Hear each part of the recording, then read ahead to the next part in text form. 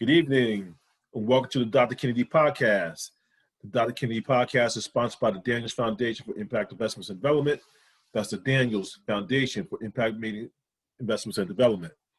You can find more information on the Daniels Foundation for Impact and Development at daniels-foundation.org. That's daniels-foundation.org. So, folks, good evening and Merry Christmas. Hopefully you're appreciating the Sunday before Christmas. It's a very special time. You can see the tree in the back. Again, we already had our meaning of Christmas by Pam Hawthorne. She went into detail that Christmas is about Jesus Christ and the birth of Christ and the Savior, sending a Savior to our world. And hopefully we take that meaning to heart this year in terms of we've been through a pandemic.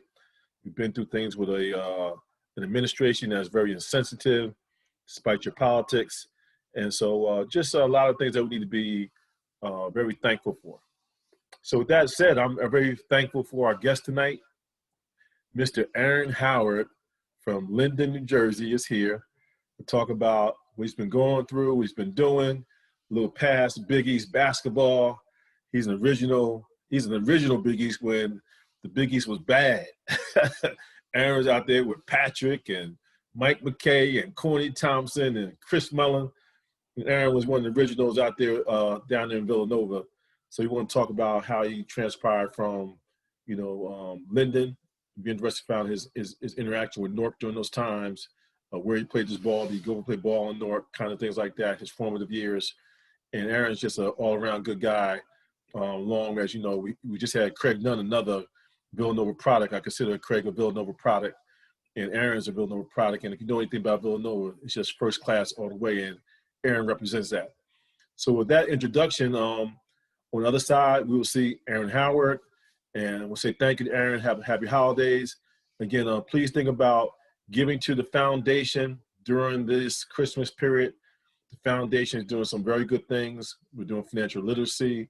We're doing these interviews to kind of increase the awareness of positive Black men, positivity. How can you not get behind positive Black men and the message that brings? So if you got $1, $5, take a trip over to the website, check it out, push the donate button. The very simple terms of doing a very simple donation, and we appreciate everything that you do. So thank you, folks. Get your cold beverage, sit down, and we'll see Aaron Howard on the other side. Thank you very much. So good evening, folks, and welcome to the Dr. Kennedy Podcast. The Dr. Kennedy Podcast is sponsored by the Daniels Foundation for Impact Investment and Development. And guess what, folks? We got a real treat here. I've been chatting with Aaron a little bit here, and this is going to be fun. And people saying, folks, say hello to Aaron. Aaron, how you doing? Hello, Kenny. Good to see you. Thank you for having me on. I appreciate being here. Yeah, folks, this is Aaron Howard, and I kind of did the intro, so I don't need to go into that again. And Aaron, I was telling the folks that, one is I'm fascinated because, the whole, path from Linden, on the outskirts of Newark, and I want to know whether you interact with the inner city or not, to Villanova, Right. the pedigree, to, basically professional basketball. So tell us, just say hello to folks. What's on your mind? What you've been up to lately? Yeah, well, one of the things you just mentioned too, you said as far as the, being from Linden as I guess where my basketball career started from, what the interaction was with, being a suburb of Newark. But I guess you and a lot of folks don't realize I'm originally from Newark. My family's from Newark. I didn't know that. Well, I kind of put that together, but I wanted to elaborate because I know you probably went back. That's how you got a nice game. I know that, but well, I wasn't playing ball until I moved to Linden though, because we left Newark when I was young. But my older sister, I lived in North Newark, so I'm the youngest. My older sisters all went to Barringer. So if we were to say where we were, that's where I would have been. I got a question because I go through Branchford Park. Did you play a lot of time in Branchford Park? I mean, just like the hanging out, the playground. Not until I was in high school did I start playing over there. Gotcha. Because we left Newark when I was still in elementary school. I was still in like probably fourth or fifth grade when we left Newark. So give me an idea, Linda. We talking about Linden 1960s, basically, right? 60s, yes. What kind of town was it? What was the confidence racially? When we moved here, it was mostly white. Was it? Really? Linden was mostly white when we moved here in the late, I think like 69 or so. We came here, and it was basically a white town. Not in the area where we moved in, though. Linden's very segregated, even still to this day. Okay. Parts of Linden, you have your pockets where the Black folks are. Then most of the city is, you have like 2 or 3 pockets where it's Black folks, but most of the city was white, particularly at that time. So, but it was good. I enjoyed it. I enjoyed when we moved. Though I hated leaving Newark at the time too. As a little kid, you don't want to leave your friends behind. But So let's kind of jump into. We'll get to a bunch of stuff, and we'll just use it. So first, I want to thank you for agreeing to do the interview. Yes. Happy holidays. I know it's busy, so I really appreciate it. And so we started. Can you talk a little about your background, your formal education? You know, kind of what's molded you, education, your thought process. Yeah. Well, it was pretty interesting because, you know, through most of the time in high school, I didn't really think too much about going to college. Like I had my older sister went to Lincoln University, HBCU. So that was kind of always thinking that if I did go to college, I'd do an HBCU. But, you know, I guess as I started to improve on the court, I started getting interest from various colleges. So that kind of really made me think about, okay, I am going to really go to college, and it's probably not going to be an HBCU because most of because I was getting recruited by a lot of bigger schools. Right. Oh, interesting. So, you know, along those lines, you know, we know you went to Villanova, but clearly your family has an impact on you, the formative years. You mentioned that you grew up, you know, kind of north. Can you share, what persons or persons, you know, played an important role in your life? Yeah, I'd say my 2 oldest sisters. I mean, my parents were working a lot, as you imagine those times. So I remember them mostly, you know, I think my mother was working like overnight shifts a lot, and my father was working a lot. So I pretty much remember and learning a lot, getting a lot of support from my older sisters, who were, you know, 10 years or so older than me. And growing up with them, as you could imagine, in the 60s in Newark, a lot of times with the riots and things going on in Newark during that time, kind of grew up with a real level of consciousness that I think I got mostly from my older sisters. I remember them listening like Last Poet albums, pictures of like Black Panther and Huey P. Newton on their walls in their bedrooms and things like that. Yeah, it was different time. People don't realize that, you know, was a Black awareness in terms of, you know, James Brown, I'm Black and I'm Proud. Exactly. I can remember when they brought home that record, that 45, one of my sisters and right, playing you know? it. And so I think we're blessed in that way that, you know, we were taught to embrace Black culture. In some ways, I don't say it's reversed now, but it's a little loosey-goosey. Yeah, back then it was more in your face, and you were really, even I can remember, you know, I was a young guy at that time, a kid, but I can remember like being conscious of like Blackness and awareness, and how we were being mistreated by the police, and right, you know, all of those sorts of things. Yeah, I remember guys walking. I'll never forget this parade, and guys were walking down the parade and say "Ungawa Black Power." Exactly. And I was like, wow, you know, that's imprinted in my mind of that Black consciousness. So same here. So, you know, you were a handsome, charismatic guy. Still got a little looks and swag. I'm trying to hold it together. got a little sophistication look going on there too. I'm checking it out. I see you got the glasses. So, you know, how'd you get along with your friends? You know, we're gonna get into this powerful. Yeah, you know your classmates, girls, the whole thing. Growing up, I'll tell you, man, I was very quiet, very shy. Really? Okay. Yeah, very, very, very quiet kid, man. I had a very just core group of little friends that I would hang out with, but you know, until I started really, you know, getting better in basketball, I was probably just kind of not really noticed much, kind of quiet kid, you know, and yeah, that's probably, and even to this day, most people who know me, who I grew up with, would say, you know, they remember me as being being real quiet. Okay, so just to piggyback on that, so what's some of your fondest memories of high schools, and what kind of clubs were you in then? That kind of thing. Yeah, really in high school, it was pretty much just sports. Okay. Pretty much just sports, just all basketball. I was on the track team for a little while, but didn't really push it or pursue it much. So I could always run, and that was one of the things that translated even to basketball. A guy my size, I could run up and down the court really good. I had good speed, but yeah, I was mostly just into sports, man. So I developed a lot of good friends through middle school and high school, who actually became like teammates of mine, and that's something we'll talk about too. But I met That's my interesting good because friends. so what you're telling me is that you were a shy guy, and then all of a sudden you became this popular player. Had to be a monumental jump, In experience, culturally, and popularity. so forth. It had to be some issues with that. If you were shy, and also you're in the limelight now. Yeah, and I never really liked being in the limelight, being a shy kid, but it just kind of came. So I kind of got used to it. So I say all of that to say is, as far as basketball, it really helped me a lot, helped me develop socially Right. in a lot of ways too, Right. and it also helped me to develop confidence. It also helped me to develop confidence, particularly not only just on the court, but that translated into other things as well. But yeah, like I said, growing up, I was very shy, very bashful, very quiet. And I think a lot of that had to do to the fact that I was always so much taller and bigger Right. than everybody else. Interesting. So let's jump into this because I know the history, and I'm a fan first of all. Just because I know what it took to get there. So you played on one of the most dynamic high school front courts in New Jersey basketball history. That's quite a statement. Yes, it is. And but what made and I may leave somebody out, but I just know Devereaux and Howard.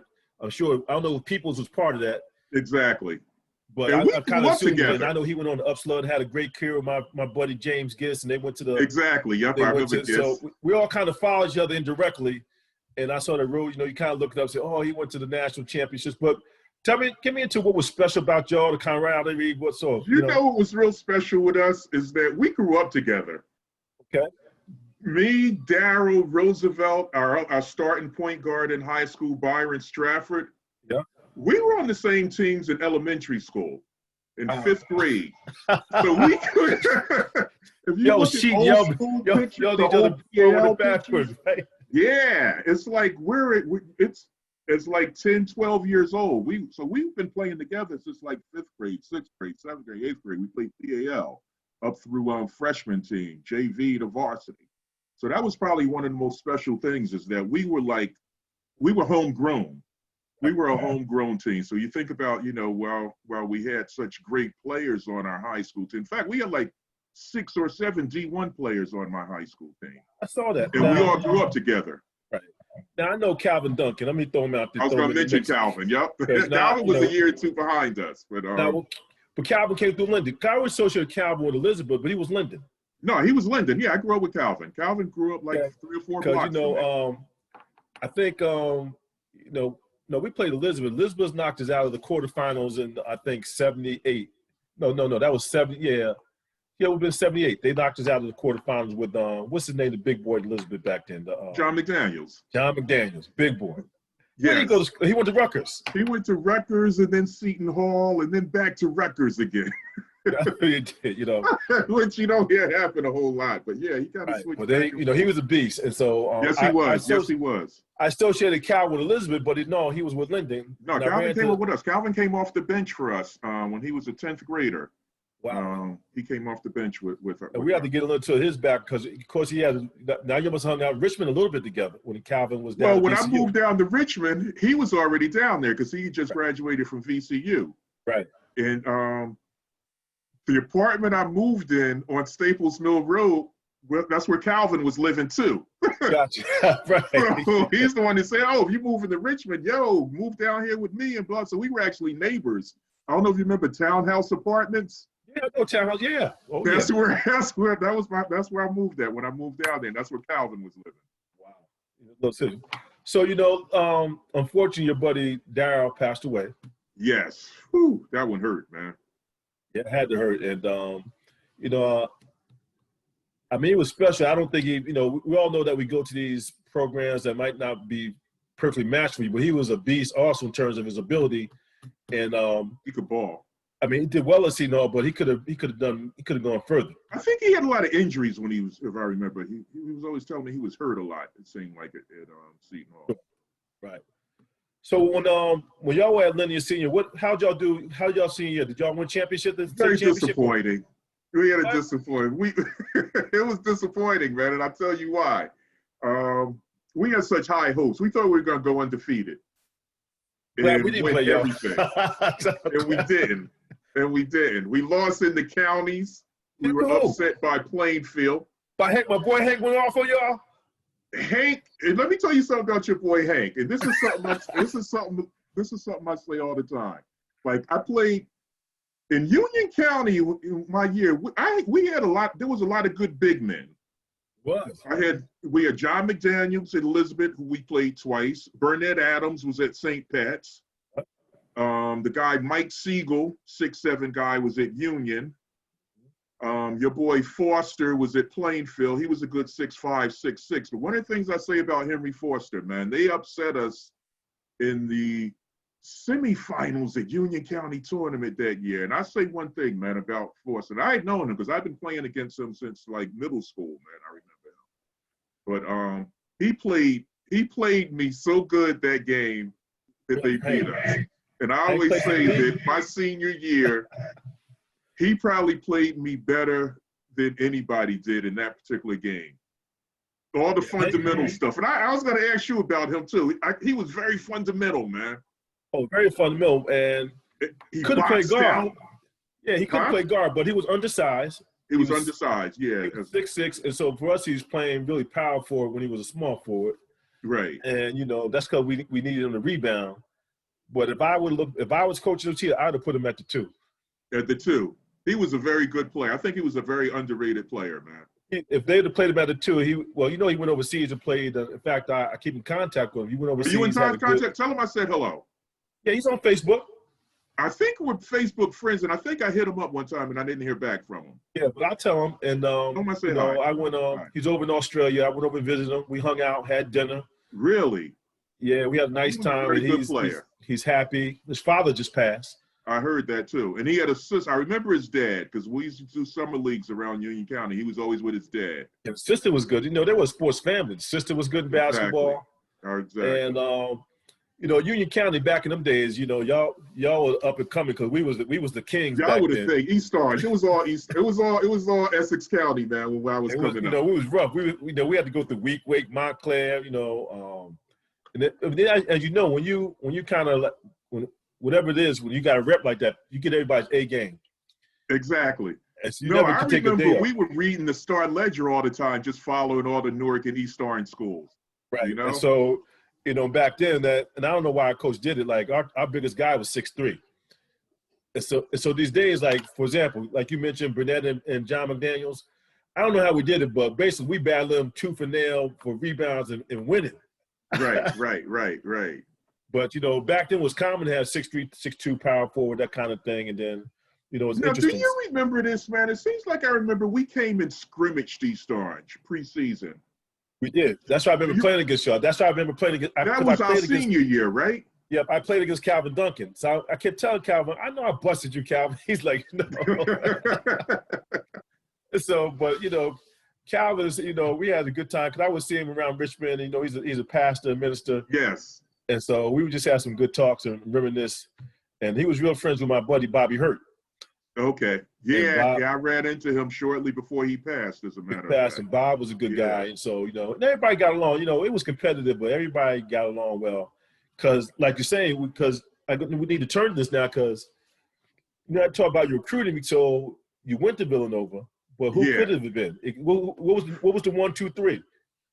My final 3 turned out to be Rutgers, Providence, and Villanova.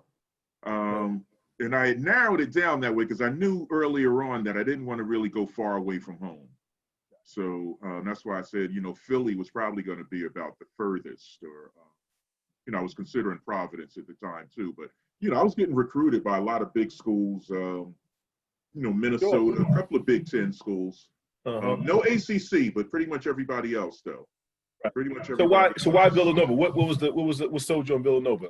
And I guess back then was Raleigh, right? Raleigh was the coach, and he was real, engaging and charismatic on the home visit. The academics, they were always talking about what a good academic school, and I wanted to be a business major, and they had a great business school. And the big thing that was important for me is that I knew I had a chance for playing time right away. as a freshman, because at that time Villanova was coming off like an Eastern 8 appearance. They had just lost in the Eastern Finals to Duke with Gene Banks and Mike Jaminski. And Keith Herron and Reggie Robinson, who were the two forwards, were both seniors and graduating. So I knew I had a good shot at getting some playing time. So that was a big thing too. You know, it was a national known program, and I had a chance to play right away. Gotcha. And proximity to home. So that was a big reason why I went there. Bring back some memories. I know for me, I was recruited by, my final two was Fairfield and Iona, and I kicked myself. Iona, okay. I used to get a lot of talk to Iona as well. And as you know, back then, Valvano was the coach at Iona back then. And, you know, he came to my house, and my mom was like, there's no way you're going to that school. That guy act like a used car salesman. Oh, is that right? Oh, God. He said, don't even think about it. You're not going there. Get out of here. Jim, that's I right. said, Mom, I want to go to Iona. She said, don't Iona. even think about it. You're not going to be around that guy. Because they had a good time. I think Rulin was there. Jeff Rulin. Yeah, it was Vickers. Was Vickers and Hamilton back then. And Hamilton, yes. And they were seniors. Yes. And so they, you know, he was saying, you know, you come in and compete in the backcourt because those two are leaving. Right. And as you know, in some ways I'm glad I didn't go there because, you know, every year he was bringing in the whole New York City playground circuit. So it would have been battling every year, you know. Right. I probably would have been a better basketball player, but I'd have went through hell. Yeah. Because guard play was serious back then, you know. Yes, it was. Well, you were coming out of a program. I mean, East Orange was kind of known for y'all's guards. Oh yeah, we had good guard play, but you know, like I said, my junior year I was a 2 guard. My senior year I was a power forward. Oh really? Yeah, so that was my, you know, so all my coaches, everybody recruiting said, how come you're not playing the 2? And I said, look, I'm not the coach. Well, y'all was small. It seemed like I remember we came in scrimmage, y'all. Y'all was small that year. We were small. But, you know, we made it to the quarterfinals, and then we got knocked out by Elizabeth. And we were 19-5. It was good. The Big Ten was, you know, I don't regret it because we won the ECT. We won the ECT that year. Oh, really? We won the ECT that year. We beat Montclair. Montclair. Okay, Craig Robinson and Dunn. We beat Montclair at the buzzer. And that was Greg, because like you mentioned, big guys, Craig Robinson, 6'9", their front line, 6'9", 6'8", 6'5". We 6'3", 6'2", 6'2". I don't know how we did it. It's like a miracle. Whoa. We played them in the States. Right. And, did y'all beat them? We beat them pretty bad. Okay, yeah. So talk about Rosie P before we move on. Talk about Rosie, because I think he's an under-heralded name and like. Yeah, underrated, man. Rose was probably one of the best. If we had a 3-point line back then, Rose would have tore it up because he was like hitting shots on that corner baseline, like falling out of bounds. He was just a great shooter, man. He was a great shooter. If he had an open look and you didn't run out and contest it, it was money, man. It was money. And did he go into some little professional overseas kind of play? Did he? Well, Rose, right out of high school, Rose went down to Morehead State. He went down to Morehead State in Kentucky, and he didn't stay there long. He said he didn't like it, and he had a run-in with the coach, I believe he said, right away. So he came back and went to Mercer County for a year, and then transferred to Uppsala. But but he originally went to Morehead. Great shooter. Yeah, that front line. I mean, you know, it's kind of 6'6". He was like, you know, there was nobody. Like a lot of, we went 6'7", 6'6", and 6'6" front line. And a lot of teams might have had one guy. Some teams might have had 2 guys. Those teams had 3 guys. Right. Well, I know. That was a monster. Yeah. It's historic, you know. Except for Camden, and that's who beat us in the States. We lost in the state group 4 to Camden. Who did Camden have across the front line? They had a bunch of D1s too. They had guy Dennis Still. Yep, Still, yeah. Jesse Walker. Yeah. And they had a guy, Ron Payton, and Billy Culbertson was there too. Yeah, that was they had a nice team. Camden had a nice team, but we should have beat them though. But I was in foul trouble that whole game, so I picked up like 3 fouls in the first half. And well, congratulations, you had a great high school career, and of course, it led to this Villanova career. So we got to talk about. We could spend an hour just on this because in intro, because you got to tell me. So the first 2 years, you guys were non-Big East, correct? Yeah, when I went there, I think they used to call it like the Eastern Eight. We were playing like Rutgers, Pittsburgh. Seemed like I remember playing St. Bonaventure. But back in those days, those were like Eastern powers. Right. Those were good schools. But then I remember they started the Big East, and we wasn't in it the first year. Yeah. We wasn't in Wow. the Big East the first year, but we joined the second year. We got in the Big East. So yeah, so I played 3 years in the Big East. So you think about looking back, hindsight's 2020. We look at this whole conference development, and it's still ongoing, right? Because now, Yes, what is it? UConn just went back into the Big East. UConn's back in where they belong. Where they Right. belong. I wish it never had gone. The But route. They the whole thing of Syracuse moving on, and this Yeah. whole reformation, and actually I was talking to. If you get a chance to take a look at some of the interviews, I talked to Terry O'Connor, who's a TV analyst, and he's talking about how football is king, the cash cow. That's what it. Yeah. That drives a lot of this whole realignment. And he's saying that what he foresees in the future is that all the big football powers are going to leave and form their own network. The Alabamas, the Notre Dames. Right, the Power Five football conference. The top Power Five, LSU. They're going to say, well, why are we even in a league at all? We can go out here and just form our own network. Put It Texas makes now. sense. Texas already done it. They have the Longhorn network, Right. But but let's talk about, because I kind of know the history of this, because Fairfield was supposed to go into the Big East because our coach Barracat was friends with Dave Gavitt. They were like boys. I remember that name. Yeah. And but Fairfield's like, we don't want to build a gym. We want to stay in this small gym. We don't want to spend the money. We don't want to go to Bridgeport. And so I remember those discussions, and the coach was pissed because he wanted to go big time, and of course they took Providence over us. And Providence was smaller than us. Okay. And Gavitt was the lead dog on that. So talk about some of these Big East. First, maybe the mindset, before we can get into the basketball. What is the mindset of trap? First you're Big Eight. Yeah. Now you're going up St. John's, Syracuse. What did that do? We knew that was a step up. I mean, we were playing good competition, my freshman year too, before we went to the Big East. And we was playing Rutgers twice with James Bailey and Abdel Anderson and those guys. And UMass had a good team back then. That was one of my visits too, was UMass. Okay. Yeah. And so we knew it was a step up. It was a step up, but we did actually our first year in it, we won the regular season. Okay. We won the regular season, and we went to the tournament final, losing in like triple overtime to Syracuse.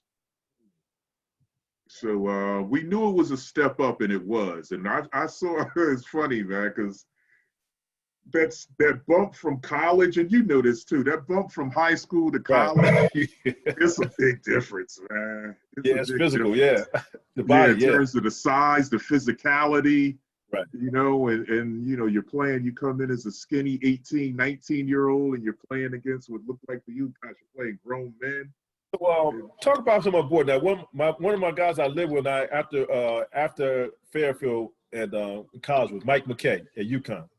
Oh, I remember Mike McKay and I visited. I think we visited Rutgers the same weekend. Oh, did you? Wow, that must have been. Yeah. That's I knew my Mike boy. McKay. Yeah, I played Love against Mike your McKay. boy. Okay, they had a good team. Him and Corny Thompson. Oh yeah, we played them every year, and so we always beat them though. We always beat them. Yeah, we had them one year, but because they had I'm good friends with Vern Giscombe. I don't even remember Vern. No, Vern. Yeah, I used to play against Vern. Yeah. Vern. Is he down in New Orleans? He's in New Orleans. He's down in New Orleans. Vern.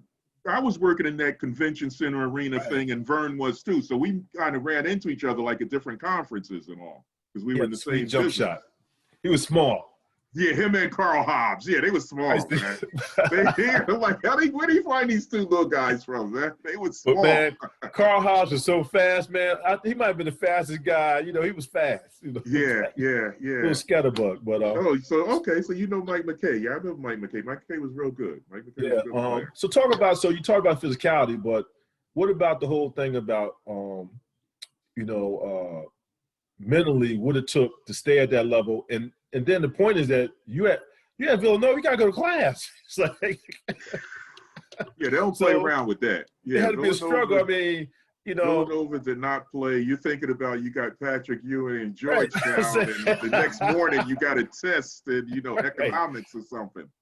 So, So it was hard focusing on because as Pat much coming as in you try to dunking, and say. you got to worry about your history class. Yeah, That's no yeah, it joke. was. It's a real history class. It's really not, and that's the thing. You know that I don't think a lot of people really give these college players enough credit because you do have to. You got to go to class and maintain your grades on top of everything else. On top of pretty much having almost what feels like a lot of times a full-time job.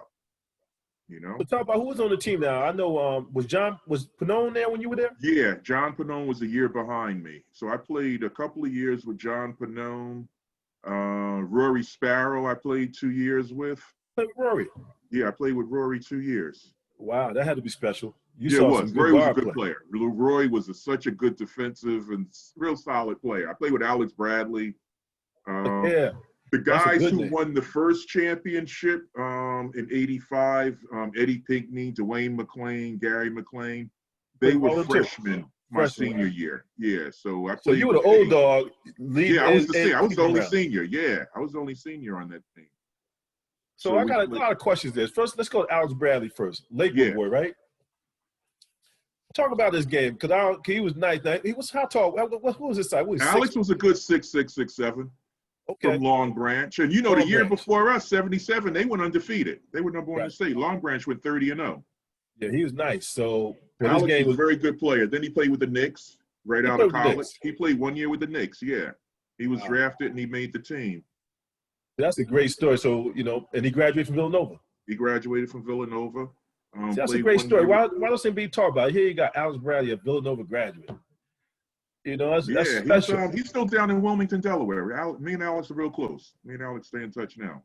Because who's that? Well, I talked to Craig, and so he's telling me about the whole academics of Villanova. I kind of know the main line and stuff, and so, and then Craig, yeah, I met Craig at Villanova after playing against him in the States. We beat. Yeah, so give me a story on Craig. Give me some Craig Dunn stories. Like y'all hanging out there. Craig, well, I knew Craig as a basketball player because from there. So when we got up there, Craig was playing. He's on the football team. Right. And exactly. And Villanova football at that time was Division I. Very good. Yeah. Yeah, the Villanova was Division I. They were playing like Penn State, playing Maryland. Right. They were playing Delaware. They were playing a nice schedule. Who was up there too was Howie Log. I met Howie Log. Yeah. Yeah. Howie was. I can remember the first day. Howie and I became pretty good friends when we were there too.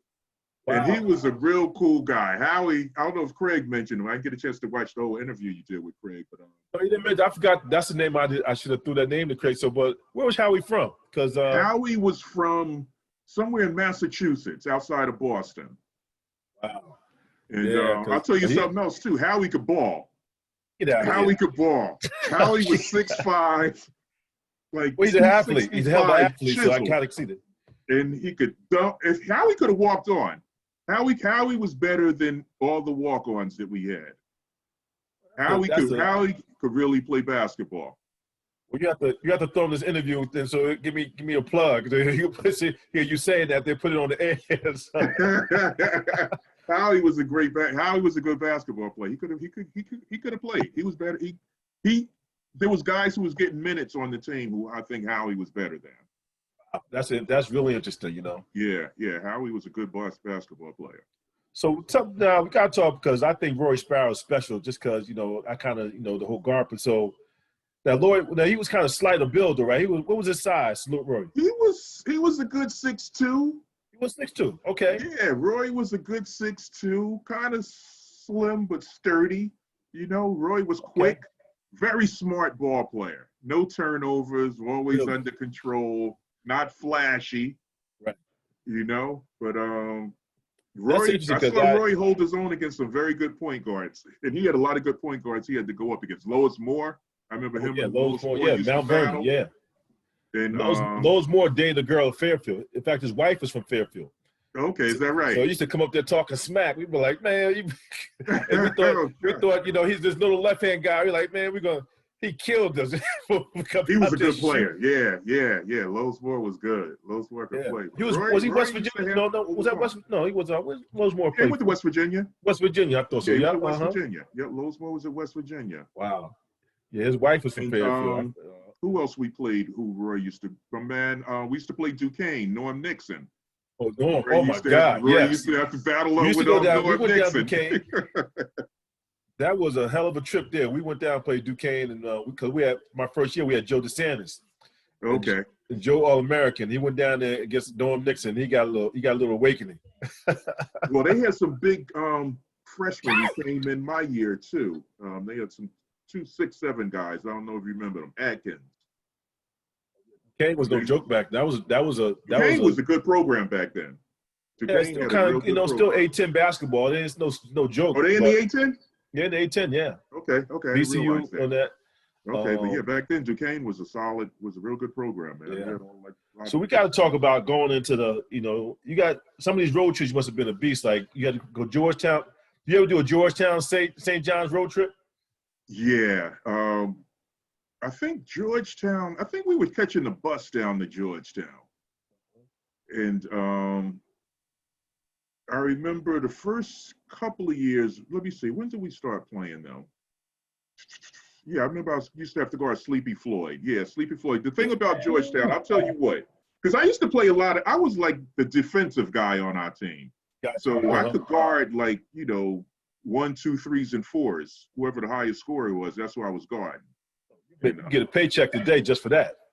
That's what I'm saying, man. you came out the wrong era, bro. He came out. That's what I'm saying. I was guarding Sleepy Floyd. I was guarding John Bagley. I was guarding who's the guy? Mullen from St. John's. I was guarding Kelly. And when we played Notre Dame, I always guarded the other team's highest score. I know that assignment, So you went to Georgetown. It had to be even though you were Villanova, it had to be intimidating. It was. Let me tell you a thing about Georgetown, man. Not intimidating, but they were the best defensive team. I thought we always had good defensive teams. Right. That team with Georgetown, with Sleepy and Gene Smith and Patrick Ewing in the back, that was probably the best defensive team I've ever had to play. Every time down the court was pressure, getting the ball down the court and trying to put up a good shot.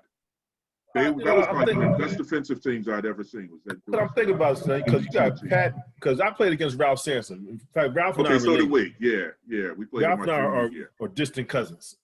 Oh, is that right? Okay. And so we went down Virginia, not even think about going in the lane that game. Now I think back. So it must have been difficult now. Clearly now, when you play in a league game and you kind of get used to it, it's different than just playing and go one time. Because once you get used to it, you got to make an adjustment. You got to go in there. That's my mistake. I never got a foul. I should have just ran to his chest and just messed him up the first. Right. I know that now, but you can't do that to Patrick. If you hit Patrick, he's going to take the blow. The thing about Patrick, and he visited Villanova. He came for a weekend. He came for a weekend with us, but obviously chose Georgetown. Mm-hmm. But we were one of his final choices. The thing with Patrick, man, and you probably noticed too, is that for a real big guy, he was a lot of big guys are kind of soft. Oh. At least the ones that I saw. We had some big guys, and they just weren't physical and aggressive enough. Right. Patrick was very aggressive as a freshman. He was like swinging elbows, knocking you down. Like he was just. You knew he was special just based off his aggressiveness, man. That's interesting. Yeah. Yeah, he was just kind of wild, like he. Yeah. Like so talk about there's another name you threw out there, and we played him. So talk, because BC was good back then. BC was very good, but John Bagley. Yeah, BC was like eighth in the nation. When we played, they were eighth in the nation, and they had Burnett, and they had John Carroll, and they would run that baseline bounce pass. Oh yeah, they run that. Basically, it wasn't the four corners, but it might as well been, because it was basically just it was pick and roll you to death, because you backdoor exactly. Mr. Dr. John Davis, whatever that play was. Yeah, you had to be on Bags all game. Bags was probably the strongest guy I ever played against. He was so strong. Yes, he was. And so I used to have to guard him. I used to give him a lot of space. I used to have to guard him. Right, but talk about Burnett. What did you know about Burnett? Because Burnett kind of goes out there, he's this Big East days, and I knew Burnett was nice because he used to come play in East Orange all the time. So like Burnett's like a friend, like Burnett. And I never really realized that he went to St. Pat's. And then when I saw him at BC, I was like shocked, like, Burnett, what you doing here? He's a Big East. I'll tell you what, man, Burnett. I didn't know Burnett until my senior year of high school. All of a sudden, because I'd known Ulysses. I don't know if you knew Ulysses Infante at St. Pat's. Yep, He had always been there. But then I heard our senior year, St. Pat's got this new big guy from Newark named Burnett Adams. Right. So I never saw Burnett until I played against him. Right. And he could jump. That dude could get up, man. Yeah, he could get up. He was a high riser, yeah. But I always played him tough though. But Burnett was a good player. Burnett was a real good player. Just got to keep him away from the basketball and get the ball too close. Circle back a little bit because you kind of mentioned you're from Newark. So in terms of when you wanted to get some run in during the summer, did you go play summer league over there and that kind of stuff? Yeah. What's your summer league? Give me your summer league up through college. What were you playing at during college? Through summer high league? school, we were playing. We came over and played in Elmwood. I think you came up there. Yeah. Well, I think who was it? Was it Wheelchair Mike? I think brought me and Daryl over. Right. Wheelchair Mike used to be the man back there. Yep. Right. Exactly. So we played a couple of games over at Elmwood because we wanted to play against you guys, man. We wanted to see you guys. Get a good sweat. Yeah. Yeah. So we came over. Wheelchair Mike said, because we had heard of Elmwood. That was like the big league. So we got a chance to play. He was like, yeah, we went over there. So we got a chance to see, who was it? Y'all had to do Ross and Pitchford. Yep. And, that was that's what I 77. 77, we had a squad.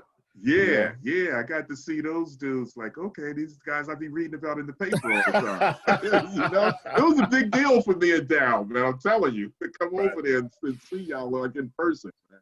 That's interesting. Pittsburgh get a kick out of that. In our team, man, it was like there was never enough balls. It's like, okay, we didn't run no plays. It's like you came off the pick, it was going up.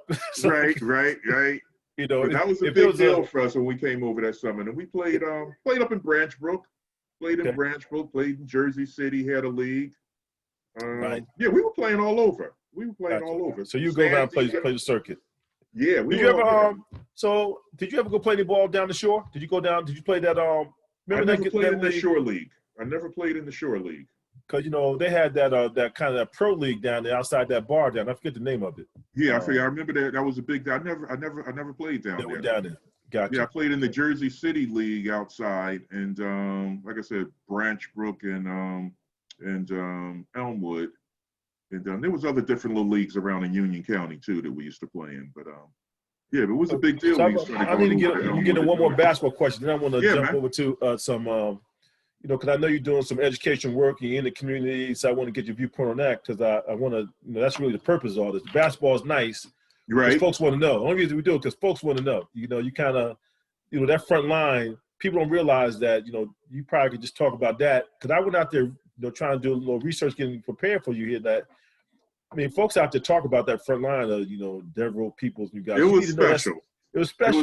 You don't see, like you said, that at that time, Nowadays you might see that all the time, but for that time, it was like, it was new. The difference is that we were homegrown. Yep. You see it now with a lot of the private schools and Catholic schools where they're bringing guys in from all over. Right. Like I told you, we came up from elementary school together. That's people need to know that's a very interesting point. That this whole AAU and they packaging and almost paying kids to go places now. No, you could look at PAL pictures from us when we was 10, 11 years old. In fact, I want to talk about this. Let's kind of shift it out of the way. So I want to get your view on that because it's almost like now that high school ball doesn't matter. This whole AAU circuit is more important. What's your feeling on that? Do you see it that way? This kind of shifted that this whole, what it is, these leagues that are more important than the high school team during the year. Yeah, it seems like it has made that shift. And for a long time, I was down on AAU. I didn't think that they were necessarily teaching and training kids properly, but I think AAU has improved a lot over the last, 5-10 years or so, in terms of the quality of the coaching, and it does give kids exposure, and that's what it basically comes down to, And And I actually got into coaching too. I always kind of coached. Even when I was down in Richmond, I was coaching like little rec teams. Wherever I lived, I always coached. Yeah. Okay, I might need to talk to you. I'm looking to get back in the game a little bit, so maybe you can find an opportunity. So I was coaching like even when I moved back up to Jersey. I was coaching with good friends of mine who run a couple of AAU teams, Linden Ballers, and coaching some of their 15-year-olds and 14-year-olds. Oh, that's cool. Right. The AAU's come a long way. I have a lot more respect for AAU because primarily, and I'll tell you one of the reasons why. A lot of people get down on the coaches and say, oh, they just out for money. Some of the big programs, maybe they're getting paid if they have sneaker deals. For the most part, this guy's like me who was just doing it as a volunteer to give kids a chance to play and try to take them around on tournaments. I kind of have a lot more respect and appreciation for AAU ball right now because it keeps kids playing, keeps them playing, and keeps them on the court. So we're gonna dip into your Union County mindset and history log here. So you was a lot of good athletes, and we're restricted to Union County because you kind of know that. Yeah. If you had to list the top 5 athletes in Union County, any sport, anything, who would you see that could have game? Now let me tell you though, this is the thing, and this is why I get this kind of question a lot. I was out of Linden, man, for a long time. I was out of Jersey for a long time. Like I said, I was in Richmond, I was in Philly, I was in Boston. Yeah. So I missed a lot of good players, man, Linden players, and also throughout the state. Okay. But the ones I saw, who I say are the best. Okay, yeah. Thanks for that qualifier, right? Yeah, I missed a lot of players. Like, right. I was out of Jersey from like 87 through like 2004. You know, I was out of Jersey. So that's a big gap where I didn't see a lot of people. But I would start with, I ain't going to name myself. Yeah, that's fair. I know you in there. I'm going to say Daryl. I'm going to say Daryl Devereaux. That's understood. Could he play football? Yeah, he was a very good football player. He gave up football our senior year, but he was actually, when I met Daryl and we became real close in like 6th grade, 7th grade, 8th grade through middle school, he was a football player. He dominated PAL football. I can see that. He was playing Lincoln varsity too. Yeah, he was dominating. He chose, he wanted to play basketball though. But I say Daryl and Calvin. Calvin Duncan, Calvin's on there? Calvin was so good, man. Calvin got so good that just playing Calvin out at the park, we come home from summer, you know, I'm at Villanova, I'm known as this defensive specialist, going over at the local park, and I got a guard kind of like, yo, this dude gonna make me work, you know? He gonna make you work. I don't get embarrassed. This guy got good, man. Yeah, he had a great career. I never saw anybody really improve from year to year, every year he just got so much better, man. It was about Calvin. Even because it's when you put him in that, because I don't consider him a great athlete, but everything was so under control. The handle was like herky jerky. He'd be like, right. Cause we played him. We beat him. We beat him. In fact, that UVA tournament. So you know they set up the UVA VCU thing. Oh, you played him in college. Yeah. So okay. essentially, we supposed to be the lapdog coming in there, and it's supposed to be a VCU UVA final. Right. And we bounced VCU in the first game. And that's how I ended up playing against Ralph in the second game. So okay. But, you know, Calvin had that little herky, Kenny Stansel. Kenny Stansel. I guess Rolando Lamb was on that team. Rolando Lamb was there. And so, you know, we beat him. In fact, I blocked Calvin's shot at the end of the game, just like. Is that right? Oh, my God. So, you know, I got one on him. Okay, yes, you do. It sounds like you do. So there was a lot of good players, man.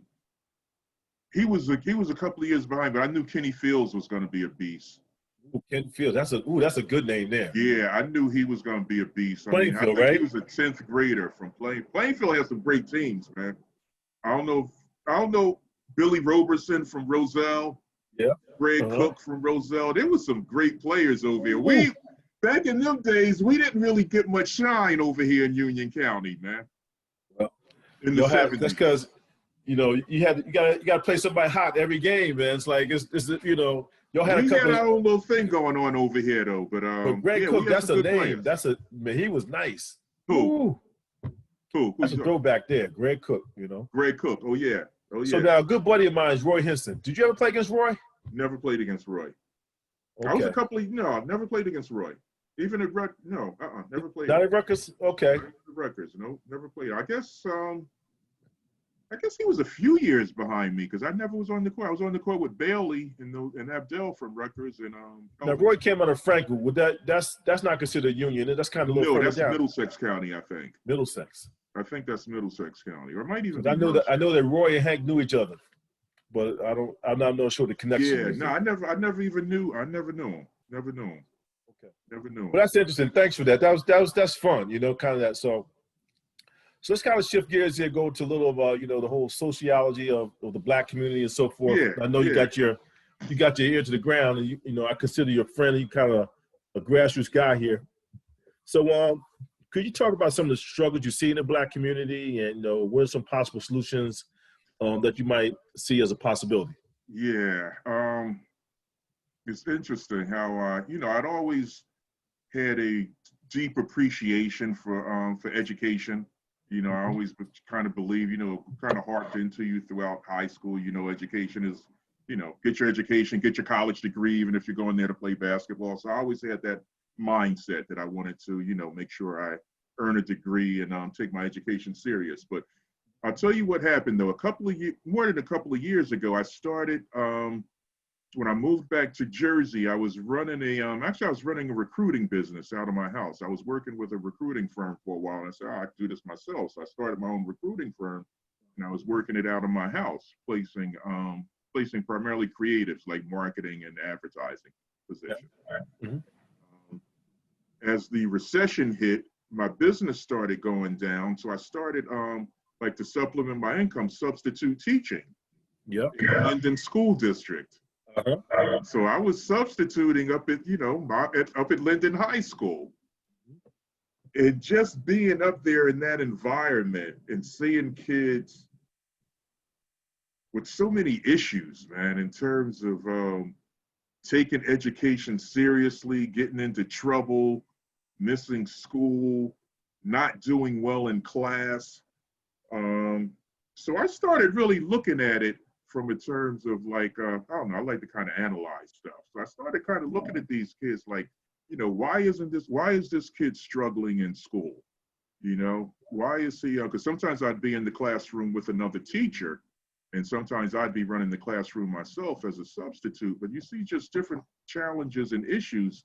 So I started kind of trying to pinpoint things that we could really do to improve student success through high school. So I started kind of taking notes with the idea that, I wanted to go into more community work. Most of my life, I worked in sales and marketing. I worked in sales positions. Like I said, I was at Richmond Coliseum. I was director of sales and marketing. I was up at Philadelphia at the Pennsylvania Convention Center, sales and marketing. I was up in always sales, primarily in the events business. I worked in arenas, theaters, convention centers. That's what I was doing, booking shows, booking events. So this was kind of something really different when I started working into the schools, and it really kind of grabbed me. Like, this is something, like they say, do something you really are passionate about. Right. Don't feel like. So I kind of said, this is kind of what I enjoy doing. I saw. So you kind of had you formed a firm around this. I started a nonprofit group. Right. Called BTY, Better Than Yesterday. With the idea of, and I'll tell you what I did. The first year I started it, I had these, call it the educational programs, 21 gaps. I tried to identify specific things that kids were lacking that we can work on. One of the things and the big one I say that you see all the time, I had an instructor come in to teach a program on time management. So I took kids they weren't, the project was due, they didn't have it. Why didn't you get it done? You had 2 or 3 weeks to do it. Oh, blah, blah, blah. So I'm like, so what's wrong with this kid? Okay, time management skills. You say, kid failed the test. Well, did you study? Well, kind of, yeah. And then I started thinking, we tell kids to study, but kids don't really know how to study a lot of times. They don't know how to manage their time. They don't know how to take notes in class. So I came up with a program to bring people in to teach these support things, right? Interaction. Mm-hmm. So I started a program in Linden and launched it a couple of years ago, and And I wanted to try to continue to develop it so I can really track the students' improvements. So that's where I'm going now. As soon as this whole pandemic thing is over, I want to start it up again. But in the meantime, I started working with this other nonprofit organization, a group called After School All Stars, doing after school and summer camp programs in Linden also. But I really want to get back, hopefully by this summer and next fall, and running my own program again. And you know, I've Keep got me informed now. If you need some volunteers, let me know, because I have the foundation. I just need to show success. So if anything I can do to help, Yeah, that's what I'm here. I mean, this whole pandemic thing got everything all messed up now, but right. But that's where I see my future going. That's where I see the future going in terms of working, doing community-based programs with kids. And I'm sure we'll get into this, because the whole thing of once this, let's talk a little bit about Black Lives Matter. I'd like to get your viewpoint on that, but the question is that clearly police brutality is a problem, but after after we kind of have some legislative mindset or solution, what do you think what next needs to happen next for Black Lives Matter in terms of focus or platform? Well, I think we really do. I teach now. I'm an adjunct at Union County College. I teach history courses. So one of the things you see throughout history is that the nation's always been a racial issue from the 1600s when the first Black people first got off the boats here in the Americas. The nation was founded on the basis of exploiting Black people, and that's ingrained in us. I mean, a lot of times you hear the discussions now, and it's not really that bad. It's the basis of what this nation is, and we've made just real small steps to improve things, but we still have a long way to go. Also, so. Anything we can, I think one of the things we have to do is that I think will help a lot is we've got to really see, like I'm a history professor now. One of the things we got to start teaching history better throughout elementary school, middle school, and high school. Because if you look at the history books, the history books haven't changed much since when we went to school. It's interesting that you mentioned that. Christopher Columbus discovered America. The Pilgrims came over and they all sat down and ate, and everybody loved each other. That's not the history of this country, man. Right. It's mentioned because I went to school with a Chinese guy. His name is Donald Ham, and his interview's on here. And he said that he told the story. It just blew my mind. He told a couple stories. One is that he said his father was one of 10 kids that essentially his relatives at that time that they didn't have enough money to support these 10 kids, so they sold them. They sold the 10 kids, and his father was just lucky enough to be one of the 10 kids that got sold to America and went to a wealthy man who wanted his son, and basically groomed him to be this educated man. So that's the first story that just blew my mind. And then he said, you don't realize that in the 1950s that we had the Chinese Exclusion Act. And he said he was pissed that he didn't learn about that in high school, that he had to go, basically the point that you're making, he had to go re-educate himself about his own history that he should have got through some type of, was not even mentioned, he said. So he's like, it's kind of what you're alluding to, And that's why if we just taught the real history, it would not only give Black people more sense of, of well-being, but it would help white people too, because I think with the way history is taught, and when you see the difference of how Black people live and compared to white, if the way history is taught, white people say, what's wrong with them Black people? They've been free for, the Emancipation Proclamation of 1865. What's their problem? They don't know redlining. They don't know that even during, the expansion west, the Homestead Act, where you could just claim 160 acres, as long as you lived on it for 5 years, it would be yours, which Blacks were excluded from. Coming home from World War II, the GI Bill, which gave people housing loans and education loans, Black people were excluded from. So the history is that we've always been excluded from any sort of benefit, even like the coming out of Depression, FDR's New Deal, where they started Social Security. They couldn't get Social Security pushed through because white people said, we don't want my tax dollars going to Black people. Yeah. So the only way Social Security even was initiated was they said, okay, we'll exclude farm workers and sharecroppers, which was what Black people was doing then. Right. So that was the only way. So it's always been an exclusion, excluding Black people from any sort of tax benefits. And you see it today. They want to take away Section 8. They want to take away food stamps. Right. Historically, white folks have had a problem with their tax dollars going to benefit Black people. They'd rather say nobody gets it. It's been the history of this country, rather than do a program where Black people are going to take some of my tax dollars. That's interesting. So let's take you back to Villanova, because we kind of touched on this earlier off the record. Yeah. So Villanova's on the main line. Yes. And so can you talk about what was it like for you socially, I guess, during your college years and after, being on the main line, having that whole experience and kind of get exposure to that, Philly's on one side, main line's on the other. And I'm assuming our audience kind of knows, going to catch up on that, but you can't get too much of the details. Even more so than what the feeling was, on the main line outside. The campus itself was a culture shock for me as a freshman, man. Really? Okay. Yeah. Uh-huh. Yeah, I remember going there as a freshman.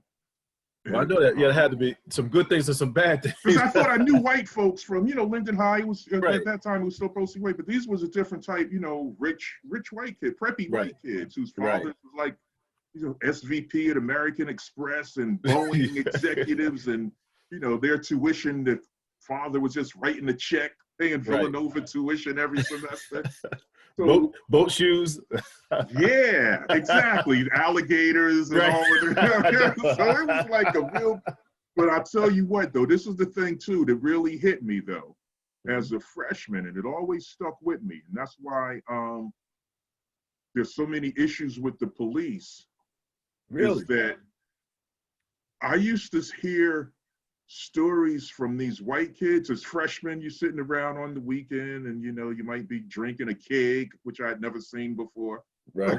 Kegs of beer, the kids have kegs and they're hitting bongs and doing all this stuff. Yeah. And they were telling me, all of them had the same kind of story. And I'll tell you what the story was. Oh, when I was in high school, me and my friends would be driving around some nights coming from a party and we'd get pulled over. We'd have open alcohol and weed all over the car. And the cops would say, "Oh, you crazy kids," and just pour their liquor out and throw the weed away and send them home. Mm. I'm like, I've never heard that story before. Right. We get caught with weed and jams, we get locked up. Get locked up, yeah. We all get locked up. Yeah. But these rich white, they all had that story, man. Wow. They all had that story. Yeah, it's no different. Like, whoa. So, well, and that's when it hit me. And that's why I say, even now, where you're starting to see weed getting legalized, whether you smoke weed or not ain't the thing, but it at least gets rid of that selective enforcement, because they were enforcing it against Black folks, and guys getting locked up and they got a drug record now. People in jail for an ounce of cocaine or something.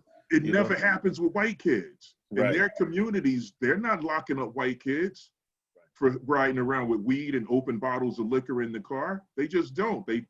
From what I learned from my experience, the cops will just throw the weed away and dump the alcohol and send you, "Oh, you crazy kids, go home." That's the story I was hearing through 4 years. So clearly, Raleigh must have been aware of the whole diversity issues and knowing you guys were going. So tell me when he sat you down, because I got recruited by Villanova like last minute. It wasn't. I wouldn't quote. It was like a look-see. Like, okay, hey, we see, So when he sat you down in the office and maybe you might have talked about an event, is there anything you can bring in mind, or you saw that he might have talked about being a man and what you were trying to accomplish, kind of thing? The thing that really struck with me, and I think that struck with my parents at that time, is that at that time he was saying that everybody who comes there, they've all graduated in 4 years. And that was the commitment that he made to myself and the parents. If you come, do what we're supposed to do. We have study halls, we have tutors, we have whatever you need, but you're going to graduate in 4 years with a Villanova degree. And that's powerful. And that spoke stuck volumes with me and my parents. Yeah, right. That stuff. So that's probably the most thing that you said. Plus the idea, if you work hard, you have a good chance for playing time as a freshman. Which is, as a kid coming out of high school, you want to play. You don't want to sit the bench. Did he ever go into some of the racial stuff, like, Aaron, you're here, kind of this kind of thing? They kind of no. Okay. And I think it was well known on campus that there wasn't a real big large I don't know what it was like at Fairfield, but it wasn't a big population of blacks at Call it one table kind of thing. It was and this is an interesting thing too. I think at the time I was there, it was 2% black. And from what I'm reading now, Villanova is still 2% black. 2% black, yeah. Mm-hmm. So it hasn't changed. It hasn't changed, which tells me that that's a comfortable ratio for the institution. Is 2%. Kind of is. So let's get your viewpoint on that. So because you say you've been in business, you've seen a lot of stuff, and we know one of these things of Black Lives Matter is somehow that there has to be some movement of blacks into the more mainstream in job creation. So what do you think? What should be the responsibility of corporate America in terms of making this happen? As you say, you kind of allude to that it's top down. If it's not coming from the top, it's not going to happen. So how do we attack this problem? It seemed as you know, it's hard. It's complex how you could do it in terms of corporate America. I guess back in, at some point there was quota systems on what these corporations needed to hire and do that sort of thing. I don't know if that's, I think it's just a real understanding of different people and being able to appreciate the value in diversity. It almost seemed like at times the companies, they hire black folks almost because they felt they needed to or was told to, when really it benefits the company. To have a diversity of thoughts and experiences in making corporate decisions. So I think it's a way of, they're not going to have their arms twisted to hire and promote black. So you've got to really show corporate America that there's value to having black people in decision making in public facing positions. And to be honest with you, I saw more of that in the 80s and 90s than I do now. Is that interesting? Yeah. I don't know if you kind of see it that way, but I think the term minority has now been redefined. Back then, minority was black and white. Now, minority is gay. I'm not saying anything against it. There's gay, is Indian, it's a broader class. And so you see these other classes that benefit more than we so far from the term minority. Because my first job out of college, and even when I came back to Jersey, I worked in New York City a lot over the years. And I can remember as a young guy back in my 20s, and then when I came back again, I guess I was maybe in my 40s, seeing more black guys getting on the train at Penn Station and World Trade Center. Now, when I used to go over there during business hours, be there 5, 6 o'clock, you hardly see any black guys anymore. It's dwindled. Yeah, that's true. Yeah. Like back in the day, I used to see more black guys with suits carrying out little briefcases coming home. Now, see black guys working in the city too much anymore. Not like I used to, like in the 80s and I guess the late 90s and early 2000s. That says you got a hell of a career, man. First I'm proud of you, really, because I appreciate hearing that. Because I think people know that that whole Villanova pedigree you translate into an outstanding corporate career. Like you said, you were in corporate sales down in the Richmond Coliseum and so forth. And I don't think people realize that it takes a certain amount of dedication, like you're saying, that you were a pioneer in that. Yeah, there really wasn't a lot of a lot of black folks working in that. I don't think a lot, and that's another thing too, is that one of the things we've got to do is we've got to expose our students to different career opportunities. Mm-hmm. And I'll use my job in Richmond at the Coliseum as an example. I mean, we grew up here with the Meadowlands and Madison Square Garden. I didn't know the kind of jobs that actually exist in that field.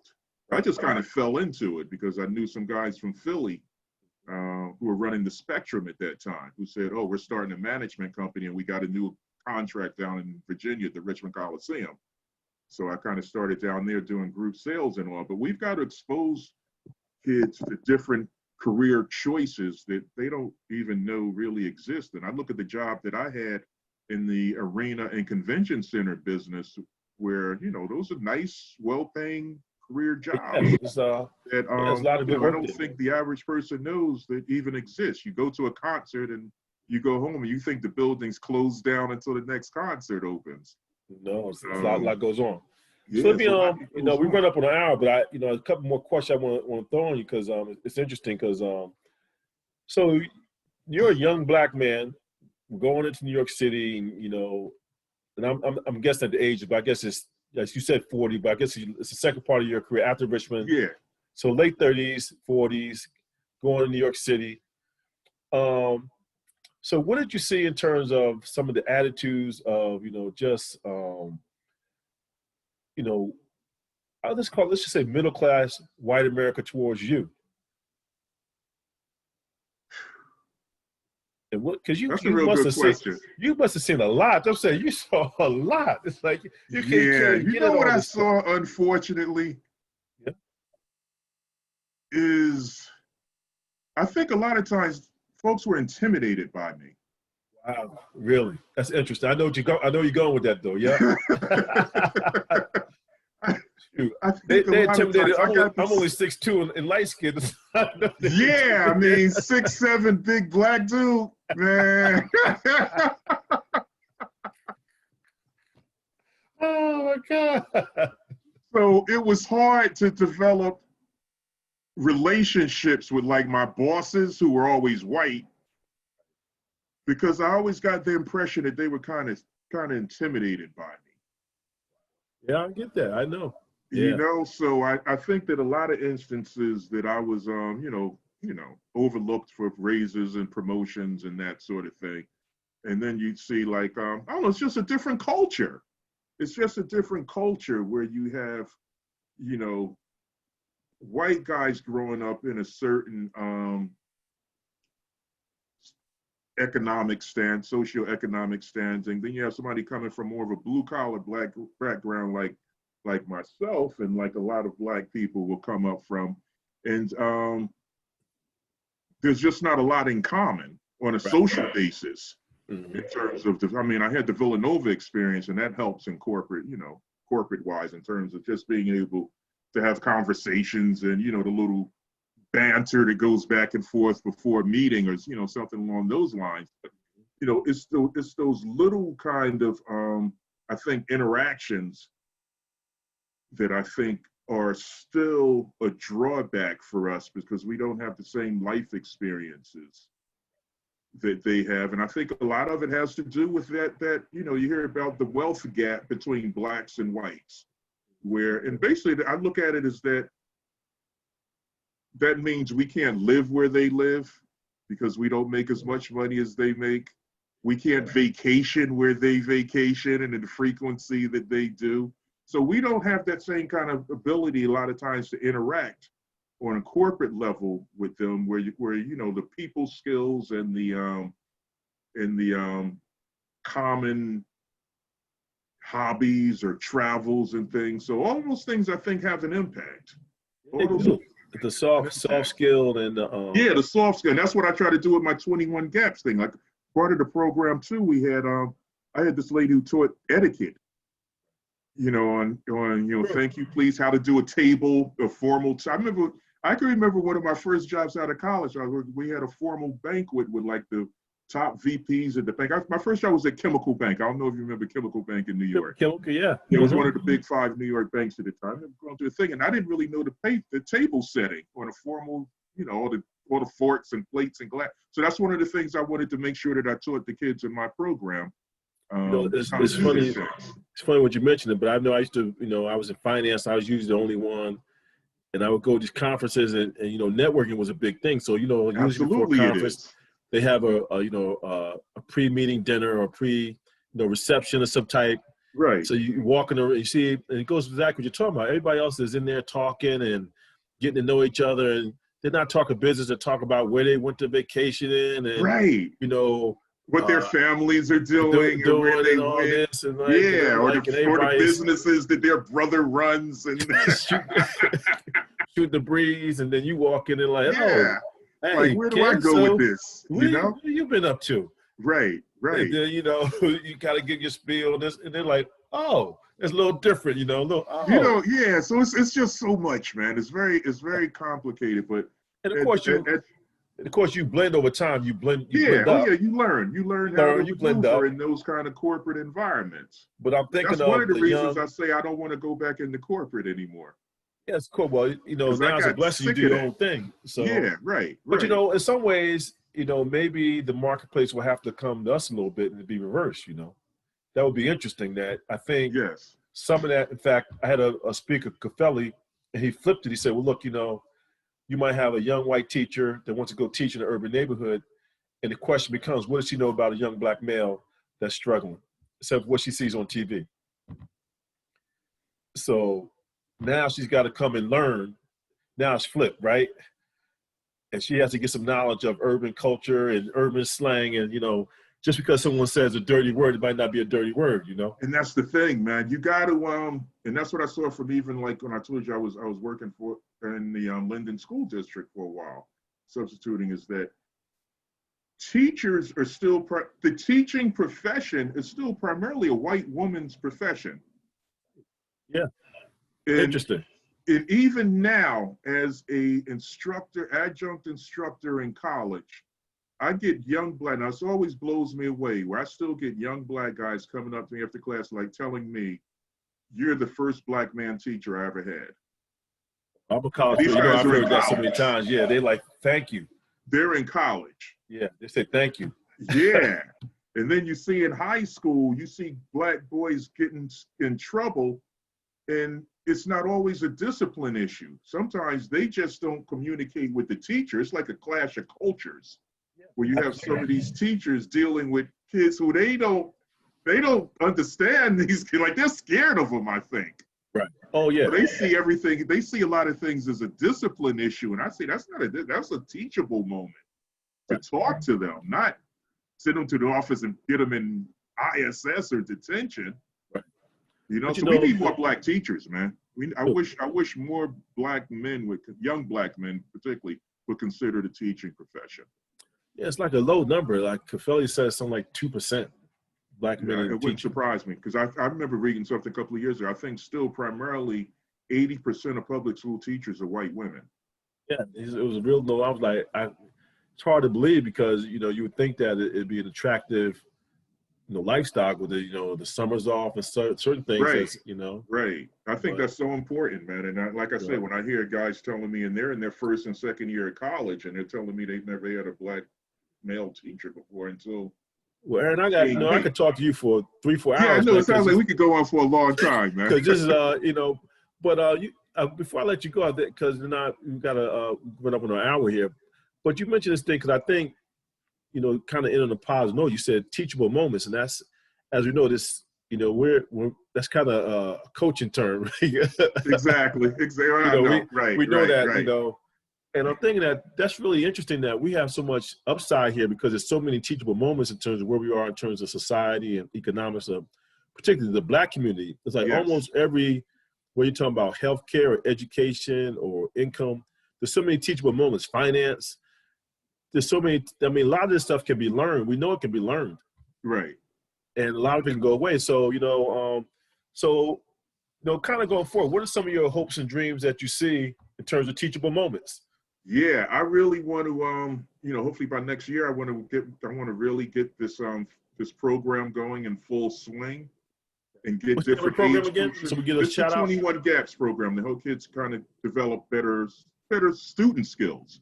And so you out of Linden, or you all New Jersey? Where you located? Linden. Yeah, I'm gonna pick it up again in Linden, but I'd like to be able to do it in different cities as well, because I think it's scalable to different cities as well. That's scalable. So, hopefully some folks out there listening, and we can scale it up. Kind of give some opportunity. That'd be great. And so, it's been a pleasure having you, man. So, I really enjoyed it. I enjoyed our talk. It's been fun. And so, do you see retirement? I always ask people this question going out, because I'm supposing I'm retired here. You see yourself retiring the next year? No, nah. I see myself doing pretty much what I'm doing now in terms of teaching. I enjoy the teaching, even though it's not necessarily full-time. I enjoy it. And I enjoy, I'm pretty much going to devote to getting youth programs together, and trying to put kids need direction.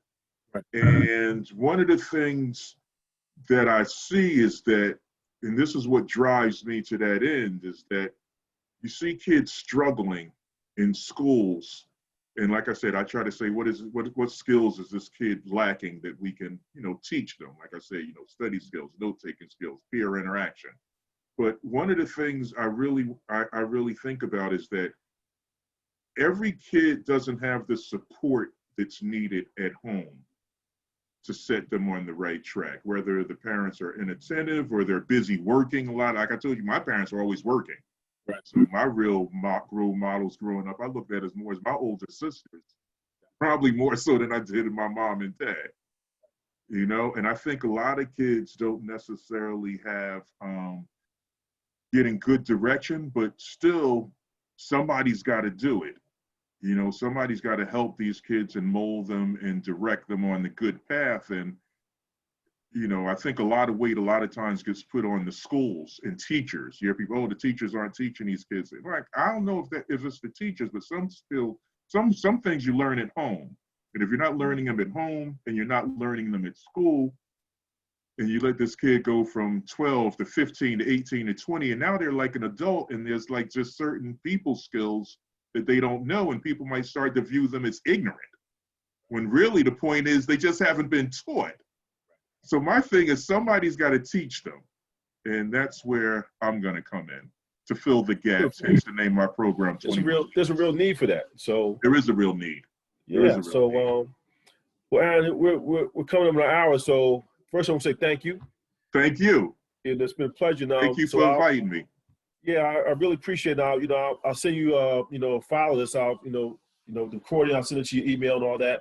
Okay. Cool. Cool. So I'm gonna let you take us out. Anything you want to say to the audience on the way out? In terms of holiday season, any blessings that you want to give to anybody? Yeah. Hey, man, these are some really bad times with this pandemic. It's real, and I hear people saying different things about it.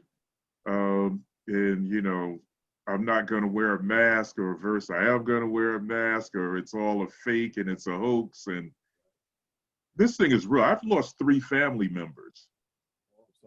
Wow. I've lost 3 family members for COVID related. 2 of them were diabetic, but they were living their lives in their 50s, loving their children and grandchildren and going to work every day.